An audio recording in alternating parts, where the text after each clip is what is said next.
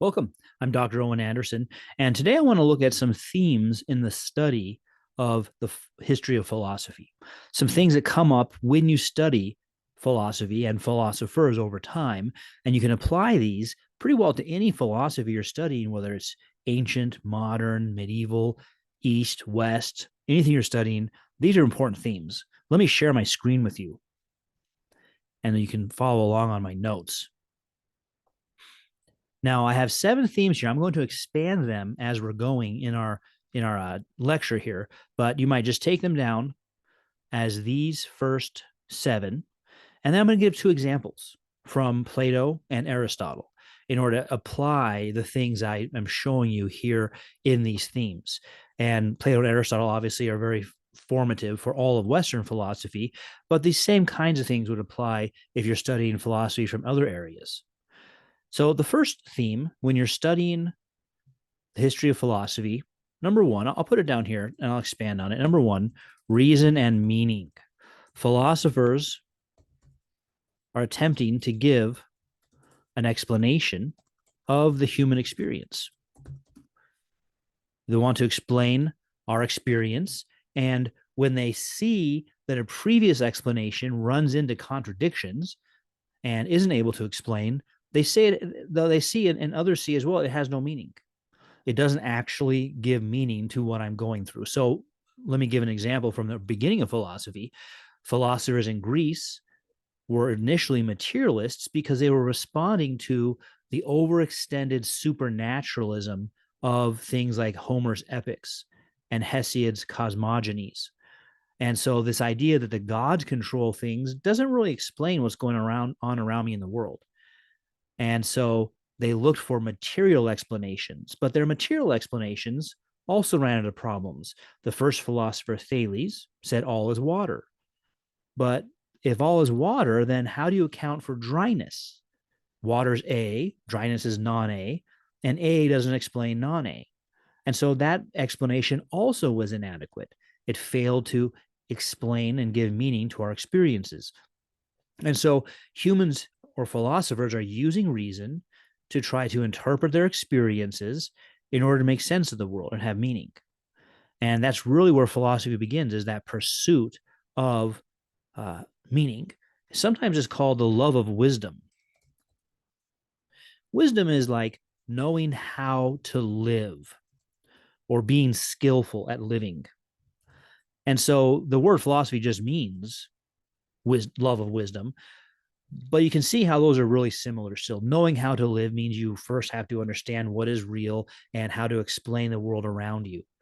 And so this is really a guiding thread when you look at a philosopher or a philosophy, you're studying its history, you're looking at it as an attempt to give a reason for the world, an attempt to find meaning. And insofar as it's consistent with reason as the laws of thought, it will be successful. Where it contradicts reason, where it violates the laws of thought, like saying that water A gives rise to dryness non A, well, that's a contradiction. And so if all is water, you can't explain all of human reality because human reality includes things that aren't water, dryness.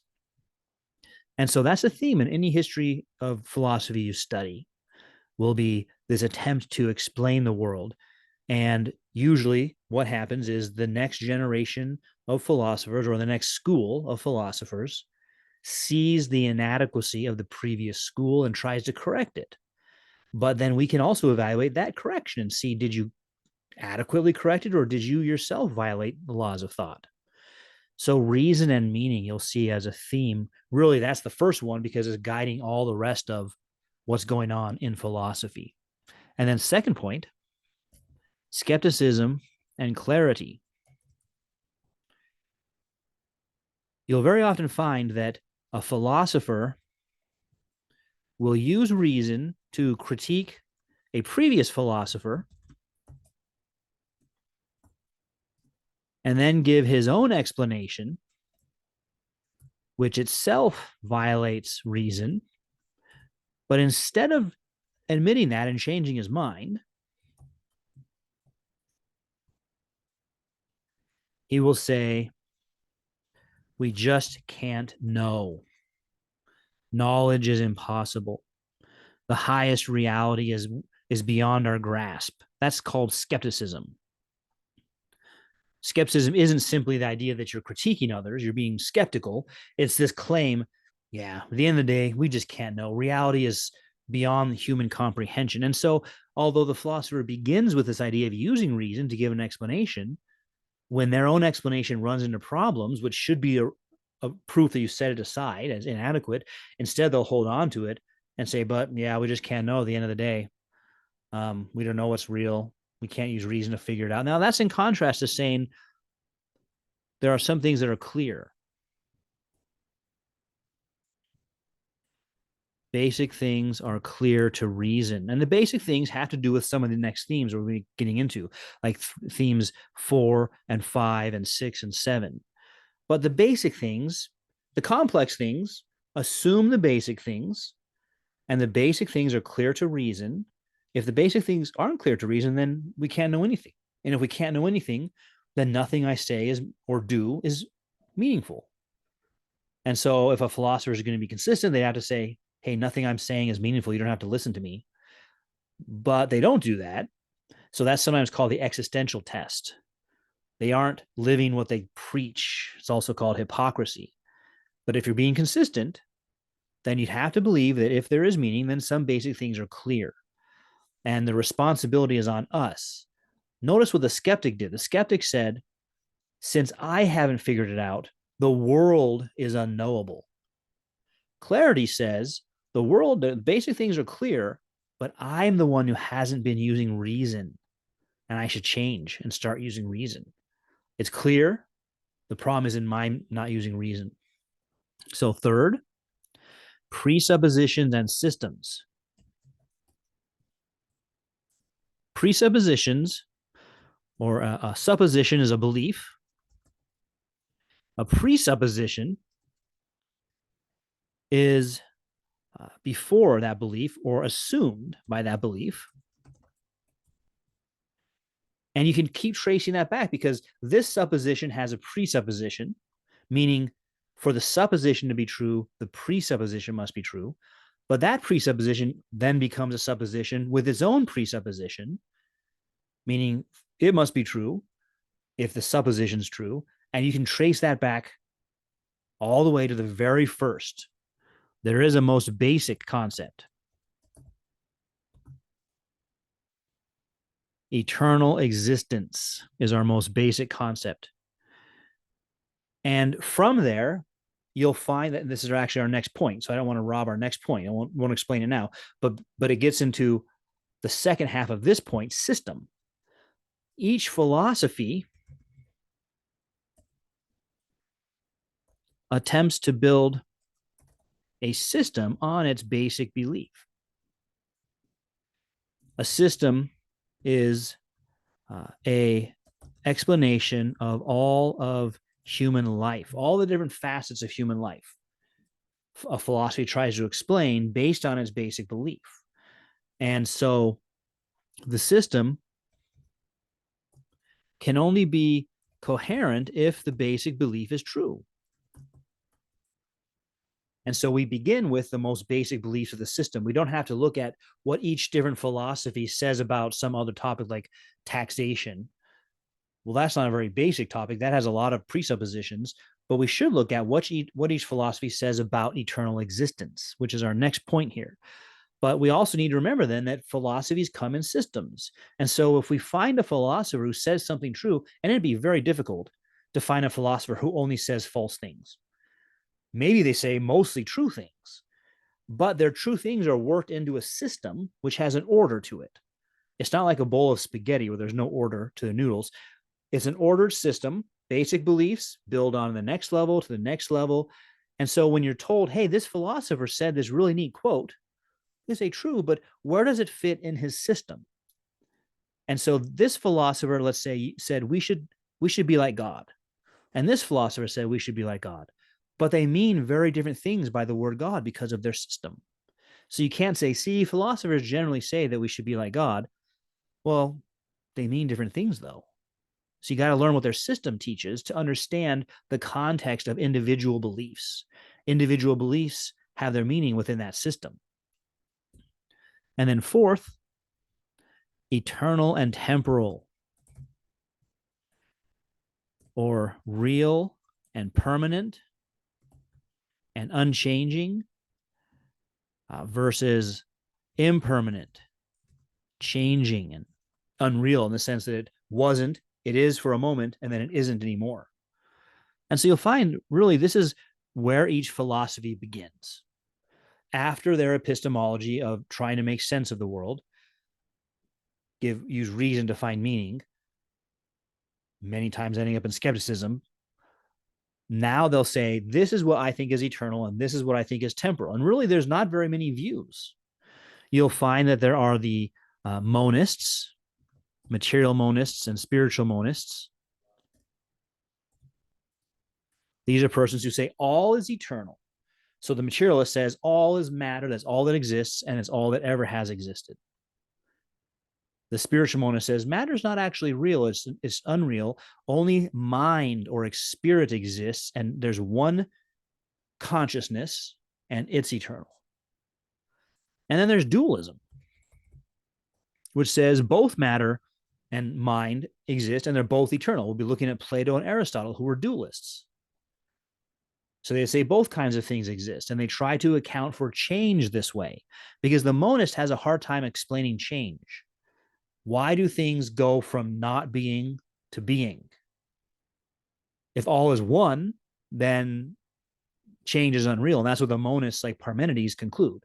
Change is unreal. So when you're studying the philosophers, keep that in mind. Fourth point here, you'll be studying someone like Parmenides, and he says all is one, all is being, there is no change. Okay, well, that's because he's a monist. Plato and Aristotle are trying to explain change. And so they have to say, okay, change is due to matter. And we'll look at that in a moment. But each philosophy has a belief about what's eternal. And that's really where you begin by analyzing a system. Its most basic belief, and the rest of the system builds off of that. And you'll find this to be central in Eastern philosophies as well. When I went over just now spiritual monism, I was thinking particularly about Brahmanism, which is philosophical Hinduism, which says all is mind, all is Brahman, and Brahman is eternal. So you can use this. This is why we're going over these themes to study any history of philosophy. You can look into the philosophy and say, what does it say is eternal? And then there's also theism, which says only some things are eternal. Both monism and dualism say all things are eternal. There was no creation. Things might go through cycles, but there's no creation, absolute creation, the beginning of something, because all things always existed. But theism says God always existed, but the rest of the things, said this way, the heavens and the earth, all the other things, were brought into existence by God. And so this says only some things are eternal, other things are temporal. They had a beginning. And I should clarify this because it always comes up. Eternal here means without beginning. It also means therefore no end. But there could be something that had a beginning, but it continues forever. It's everlasting. So the theist is not saying the material world had a beginning and will have an end, just simply that it had a beginning, as well as the human soul had a beginning. So eternal and temporal are themes that you've got to look for in any philosophy. Now, personal and impersonal. That came up here in the monisms. You'll see this theme throughout explanations. The myths, the Greek myths, the Babylonian myths, the Egyptian myths used appeals to finite persons. Very different than theism. In the Hebrew scriptures, God is not a finite person. He existed from eternity, and he creates the heavens and the earth. But in these other ones I just mentioned, there was something that existed like water or chaos, it's called. The oceans are kind of chaotic, so it's usually pictured as water. And out of that emerged finite deities. And then those finite deities do things in the world, and that explains why things happen. Why did this country go to war with that country? Well, their gods made them do it. Why did this person get sick? Well, their god did that, or this enemy god did that. So myths were attempts at personal explanations. And then the early philosophers said, this is not really working.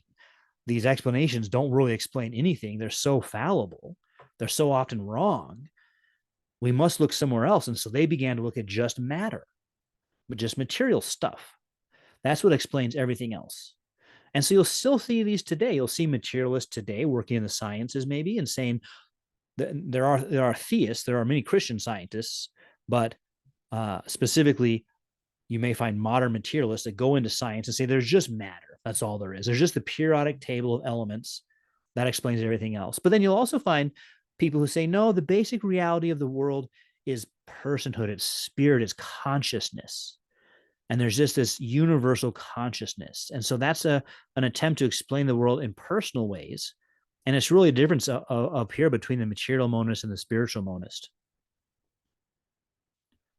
But those are themes you'll find throughout philosophies around the world. Next, suffering and death. Many philosophers start here. Why is there suffering? And what's its purpose? In many cases, they'll assume that it is original. There's always been suffering. It's due to matter. These are examples from Plato. We'll talk about in a moment. There's always been suffering and death. It's due to the frailty of our human bodies. And we're a soul that reincarnates and it's been stuffed into a human body. And if you do a good job in this life, you'll get out of your body and go to bliss afterwards. So that's actually derived from something like the Egyptian Book of the Dead that Plato was then using. But that's an explanation of suffering. In our modern world, we're very focused on suffering. Why is there suffering? And our main answer is that it's due to economic oppression, that the rich people take money from the poor people. And if we all just had the same amount of money, there wouldn't be suffering. But of course, the ancients would have known that doesn't help you. You still get sick and die, no matter how much money you have. And so death was especially the thing they looked at and said, why is there death? And that includes two senses: physical death. Why do we die and what happens to us? This is a theme in any philosophy that you study. But there's also something called spiritual death, meaninglessness, boredom, guilt. Because we're not just a body, or at least that's what some of the philosophies say. And so you'll see them deal with the fact that although my body's alive, I feel dead. My life doesn't make any sense to me. And that's a kind of spiritual death. And that meaninglessness in life can push some people to wish they weren't physically alive anymore.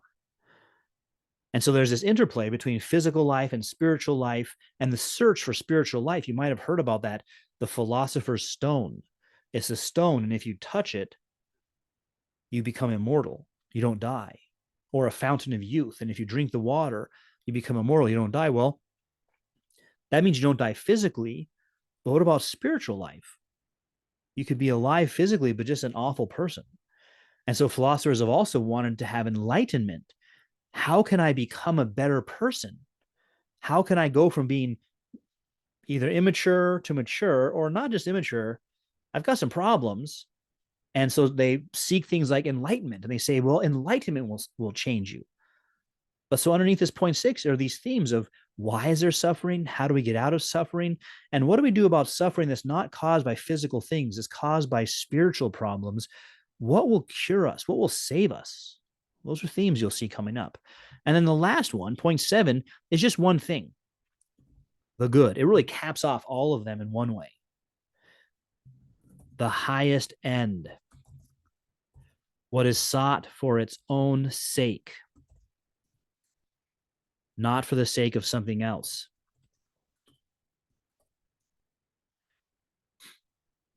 The highest value, the good. So what is that? And you can categorize different philosophies and religions. Really, this all applies to religion also, because they're belief systems. You can categorize them based on what they say is the good. What's the highest goal? And so I'll look at that in a moment with Plato and Aristotle, but you can think about it for our society also. The materialist version says getting a yacht and a Lamborghini is the best thing that can happen to you. Then you're leading a really good life, or maybe success and fame, or a family. So you can look and see, what do people think is the good? Those things I just mentioned aren't the good. Money is not an end in itself. A yacht is not an end in itself. It's a means to something else. Even a family is not the good, because you need the good for your family. Your family is not the good, but you need it to help them. So what is the good? is a pressing question, and comes back to this something I would call existential need, closely connected up to meaning. The good and the need for meaning are closely connected, but they're importantly different as well. Now, let me illustrate this with Plato and Aristotle, these themes.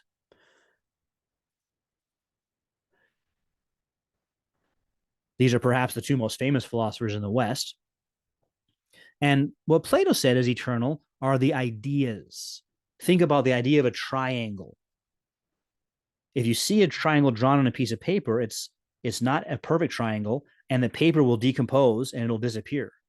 But the idea that the triangle was trying to imitate, the idea of a triangle, that's unchanging. It never decomposes.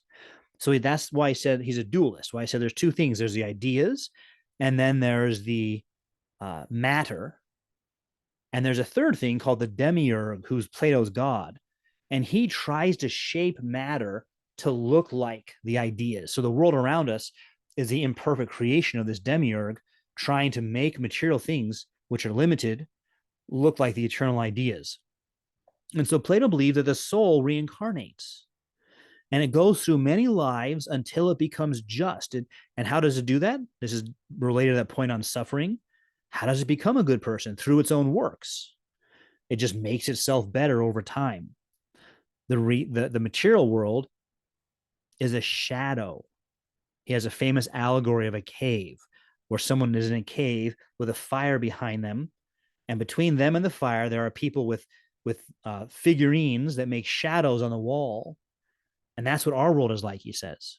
It's not real. The material world is like that. And so the highest good is to escape the cave of this world and go out of the cave and see being in itself, directly see it. He's giving a kind of what's a mystical vision. It's immediate or direct, meaning it's not something you infer by reason. You see being directly, and that's the highest good, away from this world. So you see here a reliance on the Egyptians and the Babylonians, where they told their stories and myths. Plato does too. He uses these allegories, but then he tries to give proofs and arguments for why these things are true. The problem is that Plato, well, this comes up underneath reason and meaning, challenges are raised, and the problem is that matter is not eternal. If matter is eternal, it would not run out, would not run down, I should say, because it takes a finite amount of time for it to run down. If it had existed from eternity, it would already have run down, but it hasn't yet. Therefore, it's not eternal. And the same is true of the soul. If the soul was eternal, it would already be just. It would already have reached the end of enlightenment or of reincarnation by enlightenment, but it hasn't yet. And so that means either it never can because it's been trying from eternity and it hasn't succeeded yet, or it's finite. It's not eternal. So not all things are eternal. And that's a significant problem for Plato's system, and one reason why one way he was critiqued and others have replaced Platonism. His student Aristotle saw some of these problems. Aristotle's focus was on the difference between actuality and potentiality. He's trying to explain why there's change, something that Plato had a hard time with. Why is there change? And so he says that matter is potentiality, and it changes to become like the form, which is eternal. So, for example, the form of the triangle, and the material thing is shaped into becoming the triangle, or an acorn changes to become like the form of the oak tree. And so he said there are four causes you need to know. They're basically the answer to four questions. You need to know these in order to answer why change happens. The four causes are the material cause. What kind of stuff is this made of? Is it wood, water, marble? The formal cause, what's it trying to change into? A triangle, an oak tree. The effective cause or efficient cause, who is making it change? Like the sculptor changes the marble into the shape of Apollo. So that's three of the causes there: the marble, the shape of Apollo, the sculptor is the effective or efficient cause, and the final cause might be public religion. You put them in a public square and people worship Apollo, and it increases their pride of the city. So the four causes he thinks are needed He introduces this idea of the unmoved mover. The unmoved mover is uncaused, no beginning, pure actuality, no potentiality, and is unaware of anything else but itself because, since it's perfect, it's involved in the most perfect behavior, which is self contemplation. The best behavior is contemplation of the eternal, unchanging thing. It's eternal, unchanging, so it's involved in eternal self contemplation. Not at all like when you think of God in the Hebrew tradition, who saves people, he's interacting in history. The unmoved mover can't do that. So Aristotle says that's the rational life, pure contemplation of eternal being away from this world of change. You see the similarity there with Plato. The mystical ends up at the very end for the philosopher. There's other people who can't do philosophy, and they're the ones who are involved in the things of this world. They can have virtues and be excellent, but the best calling is the philosopher. And he is the one who just contemplates the unmoved mover. That's the rational life. Now, what happens there is it gives reason a bad name. He calls it the rational life, but really is it, or is it violating the laws of thought? We need to look at that. Because when he speaks about this contemplation of the unmoved mover through this kind of direct or immediate mystical experience, that's like Plato. And just like in Plato, the material world is discarded as a hindrance. Contrast that with, again, the Hebrew scriptures that say God made the world and the world was very good. That's never something you'll find in these Greek philosophers. The world is the source of suffering and limitations. They think that suffering is due to matter rather than it's imposed on matter for another purpose. And so, unable to explain, he's unable to explain matter in the sense that matter is not eternal. That's the very heart of his philosophy, is that it's potential, not actual. And so there's a dilemma here. If matter has some actuality without spirit, then it's independent, like in Plato's system, and it faces the same problem as Plato's system, which is that matter is not eternal. Because of that, Aristotle said it's dependent. His view is sometimes called dependent dualism, and Plato's is called independent dualism. So he said to solve that, he said, sure, you're right. Matter is not eternal; it's dependent, but it's eternally dependent. Well, if it's eternal, then it does have some actuality in itself. And it runs the problem that the reality is that matter is not eternal. You can give a proof for that because of its changing. And so he'll say, well, okay, matter has no actuality without spirit. Well, then it's a created and had a beginning, which is not Greek dualism, it's theism. And you have to account for how it had a creation because the unmoved mover wouldn't create. So, how did matter get brought into existence? Nothing in Aristotle's system could explain that. And that goes back to the point about presuppositions and system. The problem in his presupposition affects his system. So, although you might find some very brilliant things in both Plato and Aristotle, once you put those into their systems, you see how the system itself is badly mistaken because it's built on these problematic presuppositions. And so there's two examples now of both how Plato and Aristotle tried to solve some of these problems that come up in the themes of philosophy, but then also how we can use reason to critique their view about matter and the unmoved mover. So these are themes that are found in any of the history of philosophy you're going to study. And I gave you these two examples as illustrations that hopefully you can duplicate that when you look at other philosophers or philosophies or religious belief systems. Thanks for joining me.